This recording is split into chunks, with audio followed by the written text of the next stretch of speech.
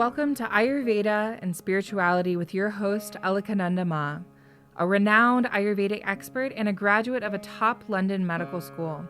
She is the principal of Alundi Ayurveda Gurukula, a unique apprenticeship-style school in Boulder, Colorado. She is a spiritual mother, teacher, flower essence maker, and storyteller. Join us as we uncover the timeless principles of Ayurveda, discover practical tips for enhancing vitality, and explore the deeper dimensions of spirituality that intertwine with the ancient science of life.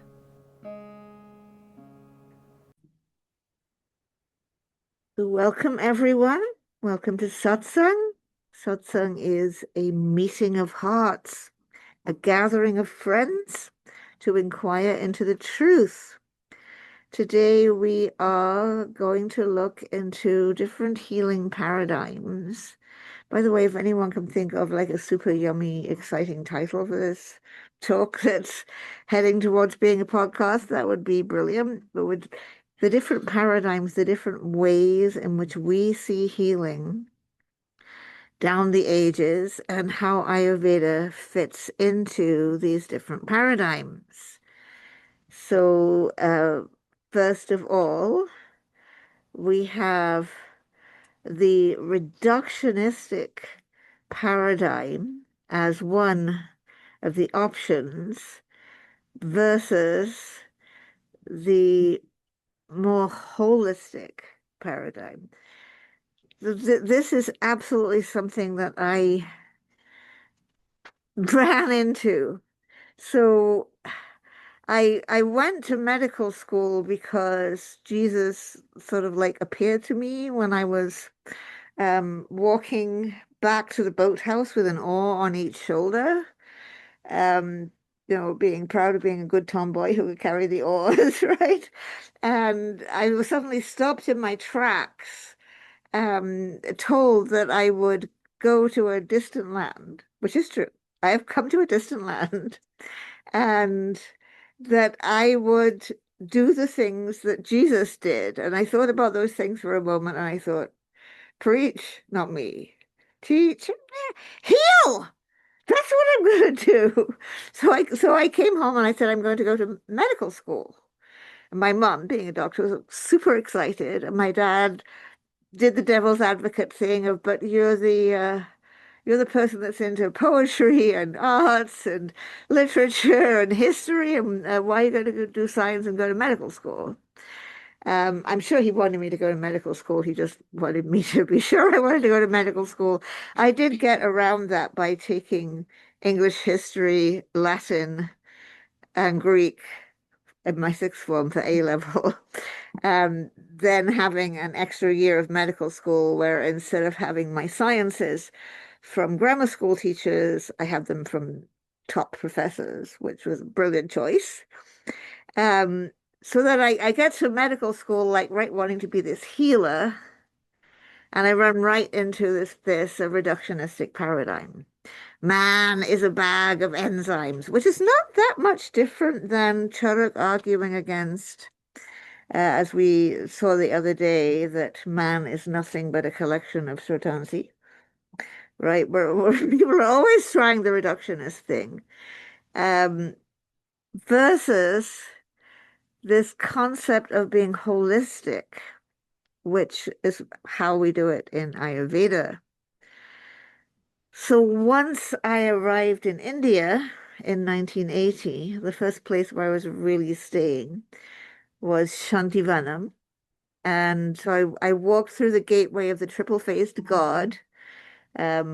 The triple-faced god is usually Brahma, Vishnu, Mahesh, but for Shantivanam, of course, it was meant to be the Father, the Son, and the Holy Spirit, but it looked just like Brahma, Vishnu, Mahesh.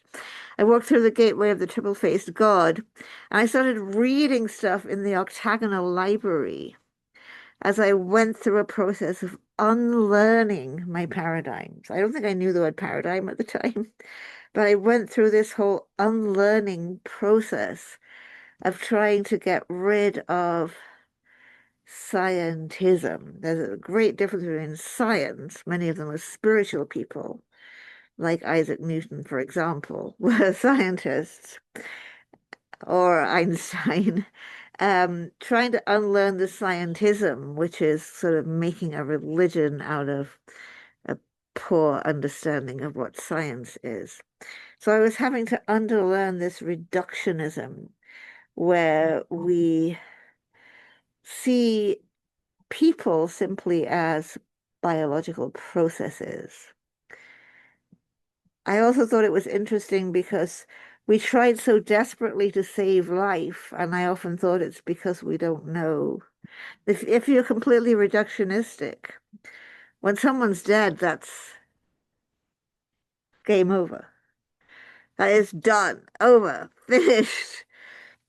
Because you're not even seeing that there's a soul because you can't measure it or see it even on an electron microscope picture or anywhere. Versus holistic, which is how we do it in Ayurveda, where we talk about the tripod of Sharira, the body, Manas, the mind, and Atma, often mistranslated spirit.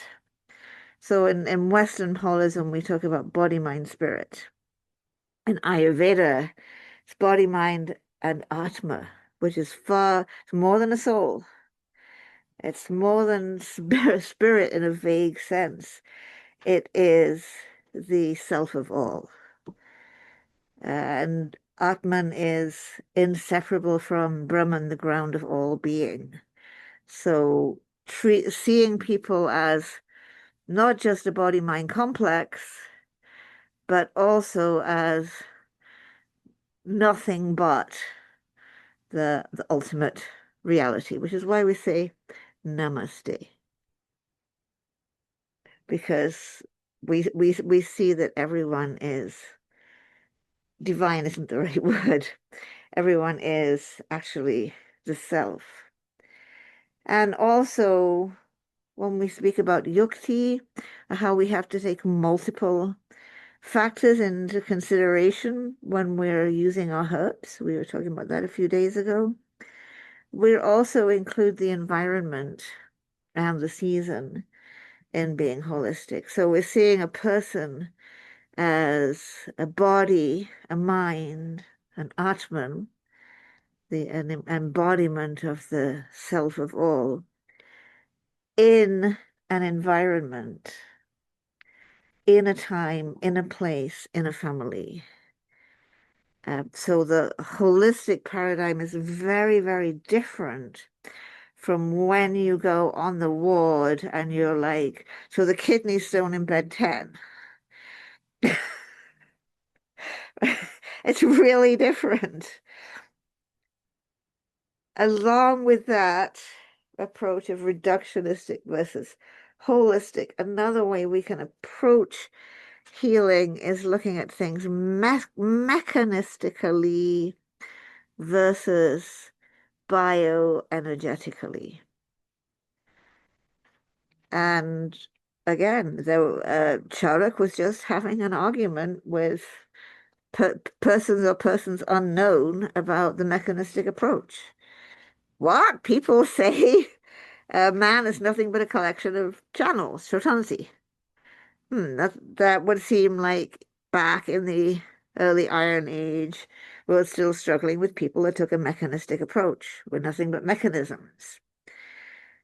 Versus a bioenergetic approach, which is what Charuk then argues for. Charuk argues for the bioenergetic approach because, okay, you've got the same substantia there, whether you're a corpse or a living body. There's more to life than that. So in the bioenergetic approach,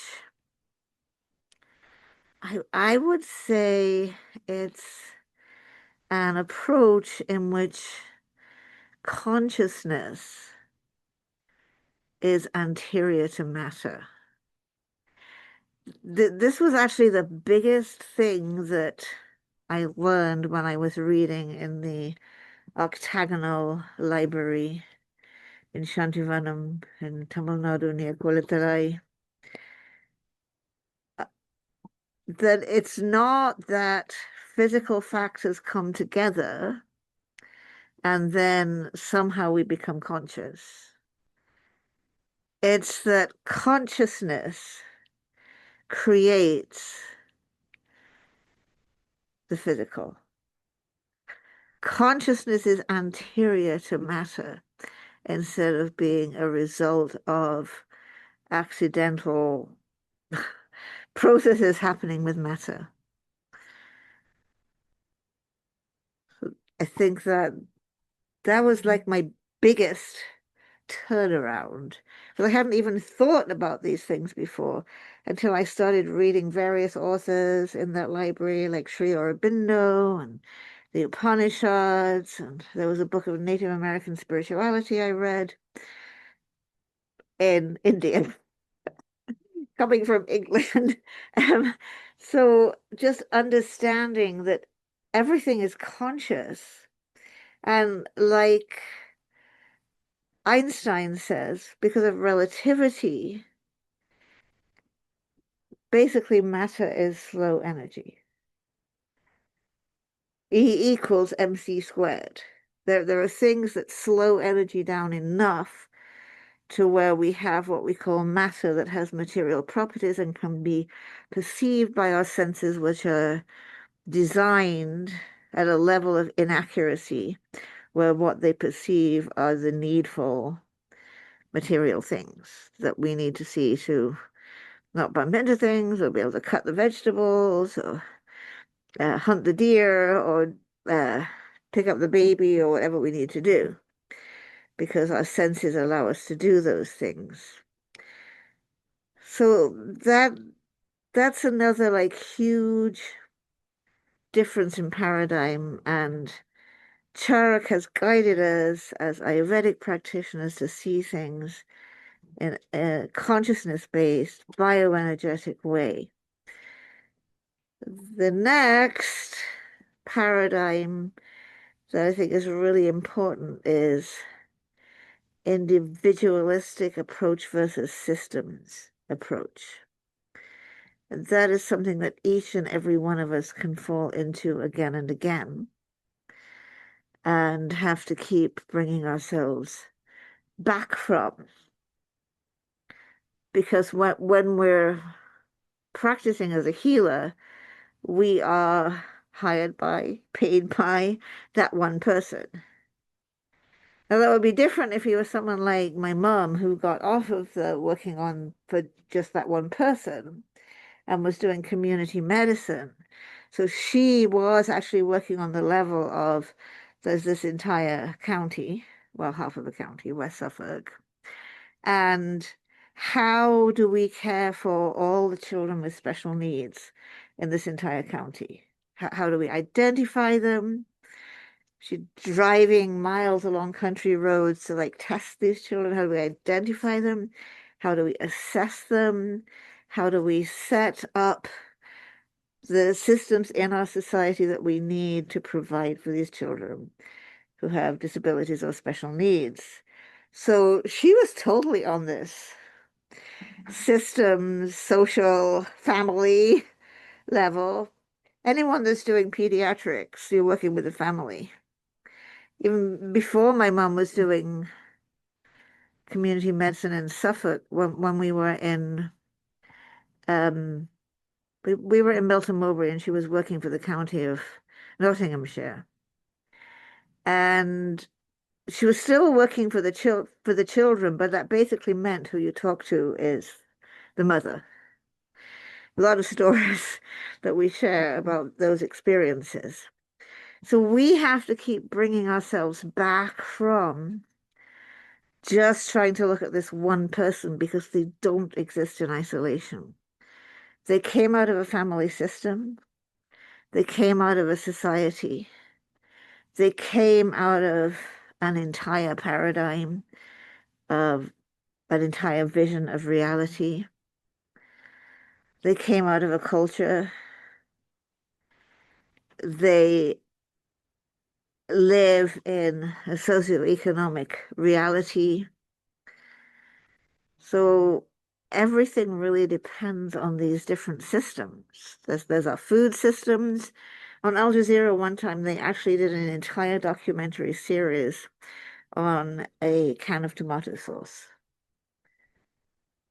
Every aspect of it. How was how was the metal of that can mined? Who makes the can? Who grew the tomatoes? How are they being remunerated? Who picks the tomatoes? Who works in the factory that make, I mean, it was series upon a series on this can of tomato sauce, because there are so many systems involved, and nowadays even global systems.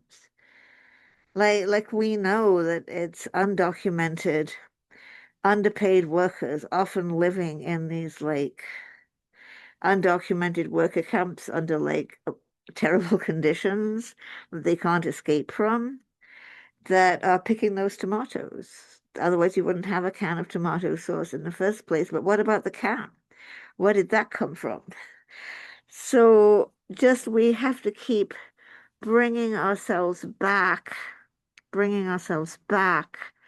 so that we can see that the individual who's coming to us with their problem that they want help with is there because of all kinds of interlocking systems, food systems, education systems, family systems, economic systems, all kinds of different systems, biological systems, ecological systems that result in that person being there at that moment in time with that problem and those potentials that they have because of all these systems.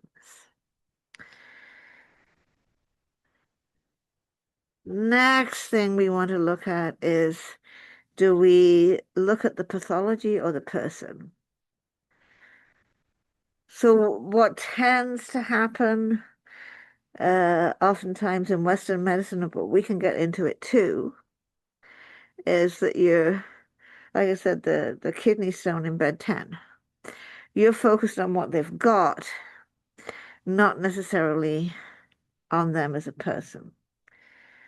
I would say from having practiced hospital medicine in the NHS, that was never completely true because we had social workers and we treated a lot of people that were picked up from the street. And luckily, you're not allowed to discharge them to the street. So in many ways, we did have to look at the person and their personal needs before we could get them out of hospital. So it's not like a black and white thing like in Western medicine. They only look at the pathology, not the person. And we can do it too.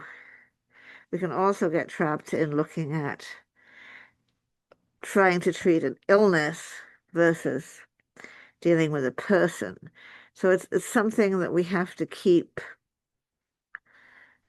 refocusing.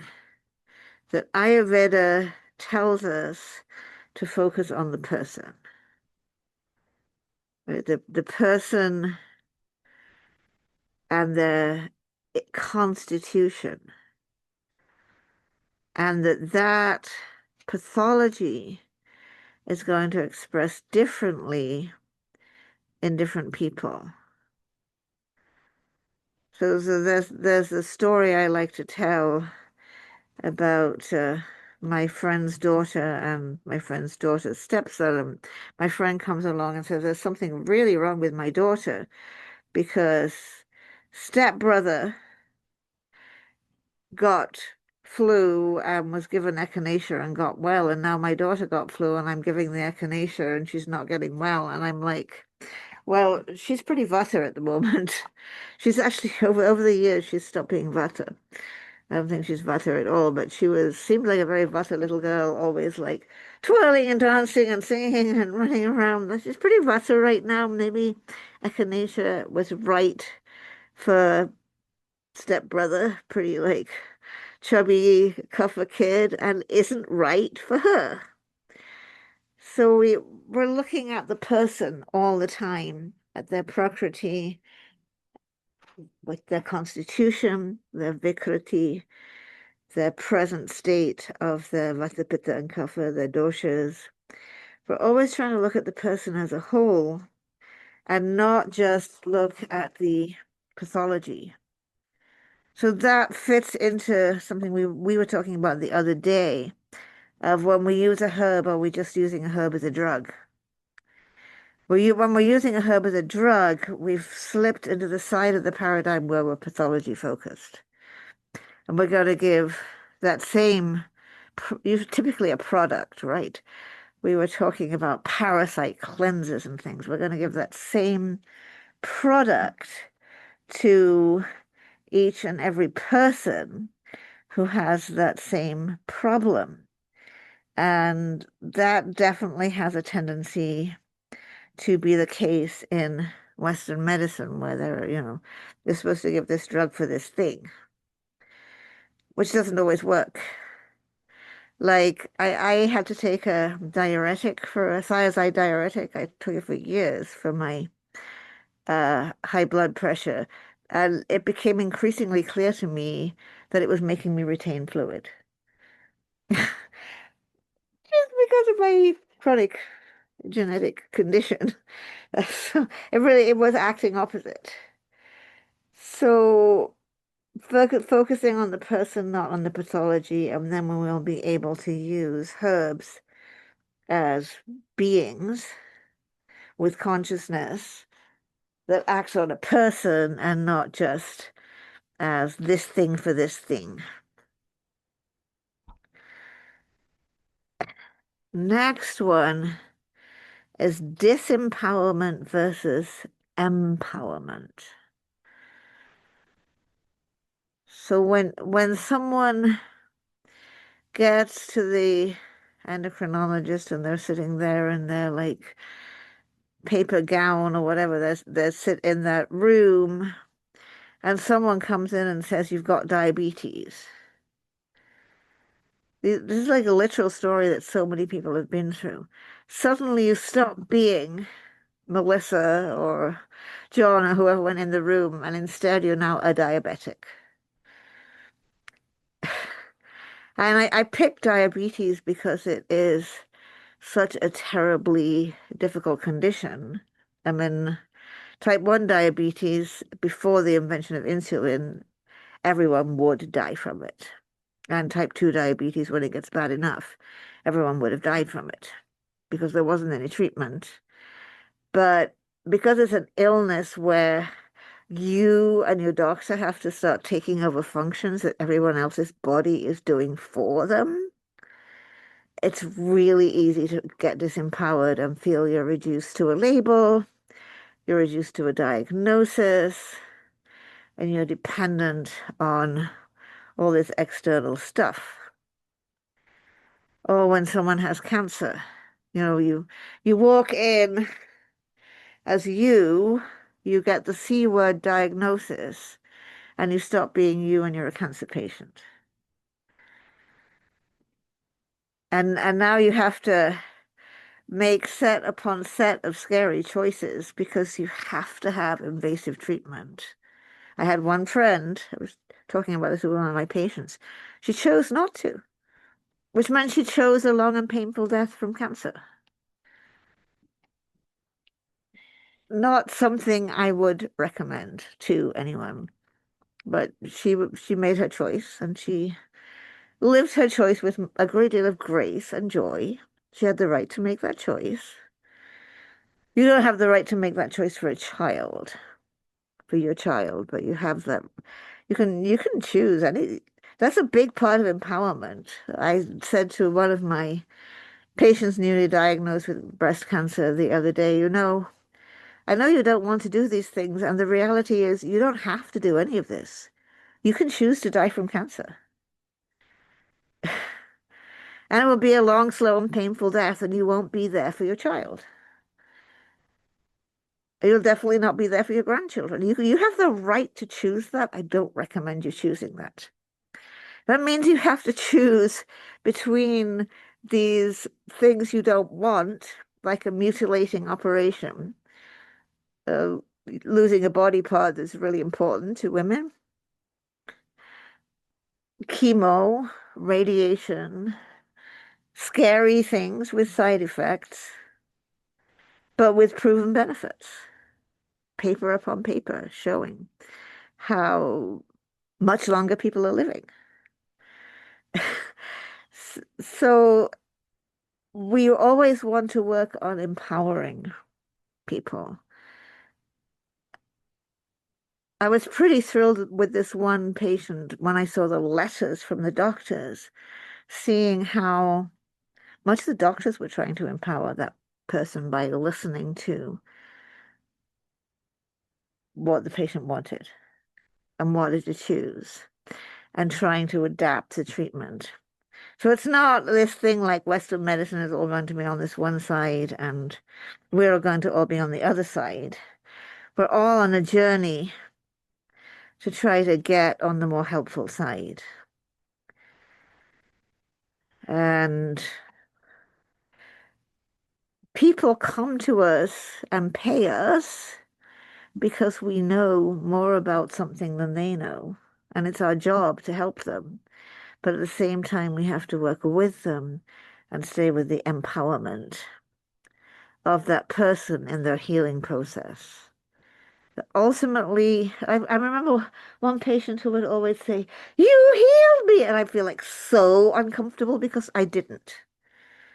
I provided some opportunities for the body to heal itself. I do not heal anybody. The body does the healing. We just provide some circumstances, some opportunities for the body to heal. Or for the body to not be able to heal and exit in the most comfortable way possible. Next one has haunted humans since time immemorial is what causes illness. There's a whole story in the Bible. Who sinned that this man was born blind? Did he sin or did his parents sin? The paradigm at the time was definitely that somebody sinned. In order for there to be a disabled person, it was the result of sin. That is still a huge problem for disabled people and their parents. There's still a paradigm that this happened because of you're bad in some way. Pathogen versus sin, because a lot of diseases we now know are caused by viruses, bacteria, fungi, prions, different pathogens that are causing the disease and not necessarily as a result of a person being sinful. And once we get a sin causing disease, then we are going to see the sick as more sinful than the rest of us. Right? Because by definition, they sinned. Who sinned? This man or his parents that he was born blind. The illness shows that you're a sinner. Fact, we're all sinners. If you believe in the sinner paradigm, then we all do to one extent or another. St. Paul says sin is falling short of the glory of God. I mean, who hasn't? Sin is that the good I would, I do not, and the evil I would not, I do. Who doesn't? You can do an inventory of that every single day. What are the chances that I missed to do something really great, and what are the things I wished I hadn't done that day, every day? So the reality is we're all sinners, and people that are sick are not sinners any more than people that aren't sick. And if they got sick, there was probably something, a virus, a bacteria, a fungus, a poison, a car accident. There was probably something that set that off in the first place. So the terms that we use, the definitions of the terms that we use are all based on our paradigms. So that's like being aware of our language, which has been a wonderful thing with the 21st century as we have become more aware of our language and how we and now it's like either illegal or out of fashion, to be aware of our language and how we refer to people, but we did at least go through a phase of being more aware of our language and how we talk about people and their preferred pronouns and their preferred gender and all these different things that we've come up with to be more sensitive about our terms and the implications of the terms that we use. And just, really simple things. Like, do we say diabetic or do we say person living with diabetes? Because the moment we say diabetic, that's the disempowerment and even the sin. Once we say person living with diabetes, they're still a person. This actually started with HIV/AIDS, the person living with language, but it's come to apply to the sensitive terms for all the illnesses. What are some other examples of paradigms that we can sink into? Success and failure versus the flow of life. I can tell you that when you are a junior doctor, and the way medical education is in the UK, I was a junior doctor at 25 or 26. I had ICU, coronary care, casualty, accident and emergency, or ER, men's general and women's general, all by myself at night, with an 18-year-old and a 19-year-old nurse. And somewhere far away, night sister, who was like a nurse that knew stuff. And at the other end of the phone, a less junior doctor. Scary. So you really start to see your patient dying as a failure that I can have nightmares about like 50 years later. And your patient being discharged back to home as success. You inevitably do.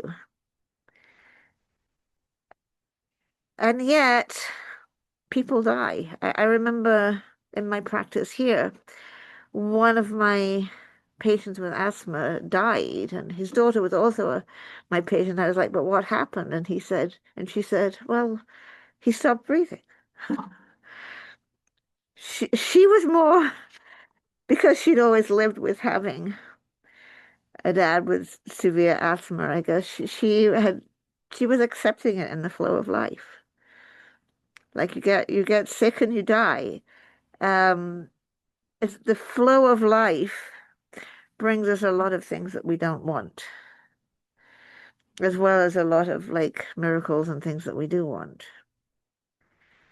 So it's not a failure when someone dies, although we always want to examine, is there something that should have been done that didn't get done? It's not a success when someone gets well. Although we can look at, wow, I used that, I did that, and look, they got well, it must have helped, maybe, hopefully helped. But so that our success and failure paradigm versus appreciating the flow of life. Then there is eternalism and nihilism, which is a concept from Madhyamaka, concepts from Buddhism. But there was an example recently, and I cannot remember the woman's name, but people were yelling at her about the cuts to Medicaid, and they were yelling, people will die. And she said, we're all going to die. Which could be a quote from the Buddha, could be a quote from Bhagavad Gita, but it was wrongly used. Yes, she took it in a level of nihilism. We're all going to die. I happen myself personally to be able to afford the finest of doctors and medical care to delay my disease and death for longer. And if you can't afford it, well, you'll die and everyone's going to die. So what? Everyone is, in fact, going to die. That's that's true. Buddha said so, Krishna said so, and there never has been a person realistically that hasn't died. I mean, there's a few stories, Babaji Mahavatar, whatever. Basically, we're all going to die. Bodies are not designed to live forever, and it's a good thing we die and get buried or cremated, or there wouldn't be room for all of us. We have to literally step aside and make room for the succeeding generations. But the nihilism comes in when we say, I don't need to take care of myself because I'm going to die anyway. And I was talking about this the other day with one of my patients, and I said, well, it's actually true. If you take sannyas, if you accept vows of final ultimate renunciation, you do not take medicine. Because the teaching of being a sannyasi is you should not wish to live nor hope to die. You don't try to end your life. You don't intentionally end your life. You don't do things to prolong your life. And all of us are somewhere on that. All of us have our set of choices about things that are worth doing to prolong our life, things that are not worth doing. I mean, my mum calling me when she was going to have a heart valve replacement, open heart surgery, and she said, but I'm 83, do I have to do this? And I said, Mum, let's look at Christian medical ethics. You're required to use all available ordinary means to preserve your life, and you are not required to use extraordinary means. So if they wanted to give you a heart transplant, you're entitled to say no, because that's considered extraordinary means. But these days, a heart valve replacement is considered ordinary means. So it's your duty to have that heart surgery. She had the heart surgery. She lived for another 7 years and got to enjoy more time with her kids, grandkids, friends, celebrated her best friend's 100th birthday, and so on. So it was worth it. And then I go through this too because I'm over 70. Like, I'm old, I'm gonna die. I mean, what do I have to do? You have to take absolute best care of your body to be able to serve, to be able to practice, to be a part of everything. But then on the other hand, there's the eternalism where I think that I am so important that my life should be preserved forever. This is a huge trend in medicine. I recently read an article about it, talking about how many medical resources in terms of highly trained people and all kinds of resources are being diverted towards the desire of the rich to live forever, and thereby diverted away from the genuine needs of ordinary people. The people living with diabetes, the people living with heart disease. You get people living with dementia, they matter too. So we don't want to go with the eternalism and the like life extension.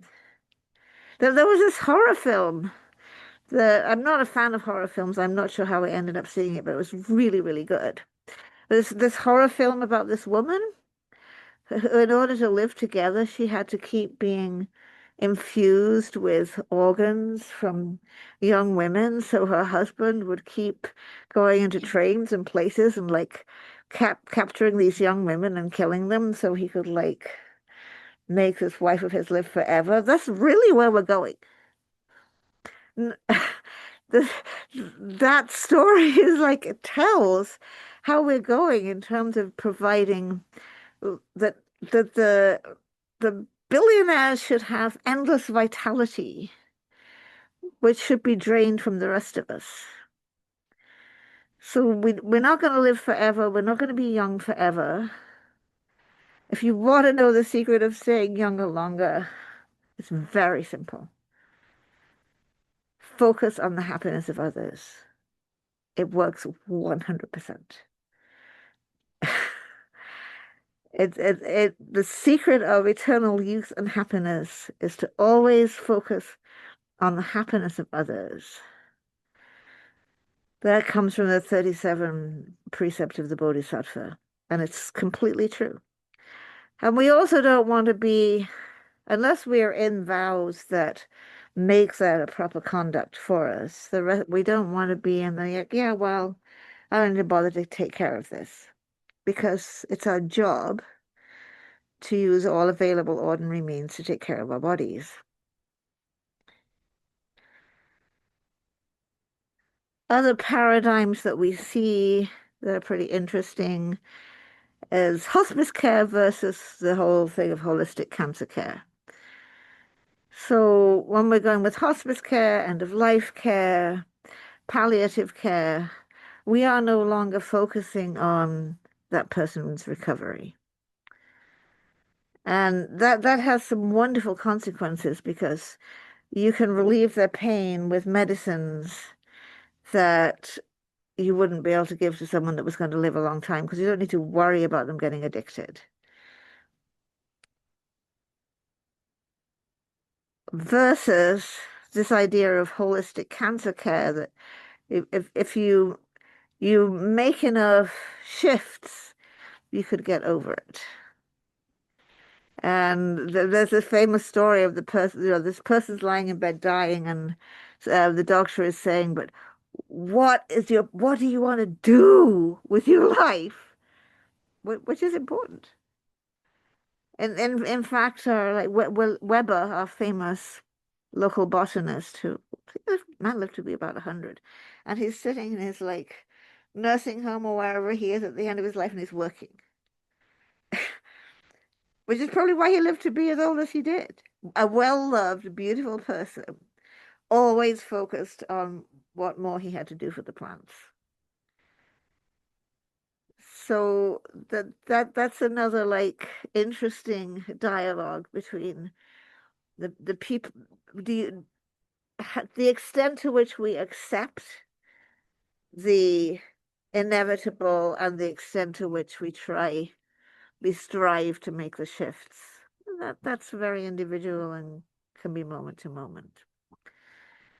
The other last thing I have written on this little chart is ethnocentricity. That how we see medicine depends on our culture. We used to have, when I was in sixth form, our head teacher arranged all kinds of like interesting speakers to come and talk to us and broaden our knowledge. And it did really work, because I think about those talks all the time. All these years later, all this life experience later, there was someone that came and told us about Zulu medicine, which was an unforgettable talk. Because in Zulu medicine, as relayed to us by the speaker, as recalled by me, illness has to do with relationships and connections that have gone awry. And when you fall sick, you must look at who you need to make amends with. It's a very, very interesting approach. We don't tend to see it that way. So ethnocentricity comes in with how different cultures are seeing life, the different philosophies of life, how we see different illnesses. But what I've seen in my, beyond going to a talk on Zulu medicine when I was 17, which was, I've never forgotten, actually going to places like India and Africa and actually living there and actually working with people, I've been able to see how different cultures view life extremely differently. And in Africa, where I was, it's just so vast because people view life in terms of a tribe, which is something very big. There's a vast land, vast grasslands, vast mountains. You have hundreds of sisters and hundreds of brothers, hundreds of mothers and hundreds of fathers, because you see things in just a whole different way. Coming from a lovely nuclear family in England, it's like, oh, these people see life completely differently. Just how you greet people is in here. You might say, "Hi, how you doing?" When I arrived on the ward at Kilimanjaro Christian Medical Center, I couldn't say, "Hi, how you doing?" I had to say, "Good morning, doctor. How was your journey here? How was your breakfast? How is your mother? How is your father? How are your sisters?" There's this whole thing you have to go through of acknowledging the individual in context. And I was always being brought up short for my rudeness, which I'm an extremely polite English person, raised to be very polite, famed in my hospital for my politeness, but not having that level of acknowledging the vast being of the individual in front of me that was required to be at all a decent person in Tanzania. So yeah, ethnocentricity is something really worth thinking about. We will have patients from other countries and other cultures who may be seeing things very, very differently. I have one dear friend who's partly Japanese and who has also been a patient and who came to me and said, "I'm trying to find out what my questions." No one who wasn't partly Japanese, in my opinion, would come to ask for their questions. They would come to ask for their answers, but I understood immediately, because of her Japanese heritage, it was her questions that were important to her, not her answers. So we all approach things differently. Okay, just a minute. I'll stop the recording. Thank you for tuning in to Ayurveda and Spirituality with Alakananda Ma. We hope today's exploration has ignited a spark of curiosity and insight within you. If you enjoyed this episode, be sure to leave us a 5-star review and share it with a friend. For more enlightening discussions and practical wisdom on Ayurveda and spirituality, subscribe and join our Facebook group, Alundi Ayurveda. To allow us to continue sharing valuable content, consider donating to Alundi Ashram. The links will be in the show notes. Until next time, may you walk the path of Ayurveda with grace and embrace the light of spiritual wisdom in your journey. Trayambakam yajamahe Sugandhim pushtivadano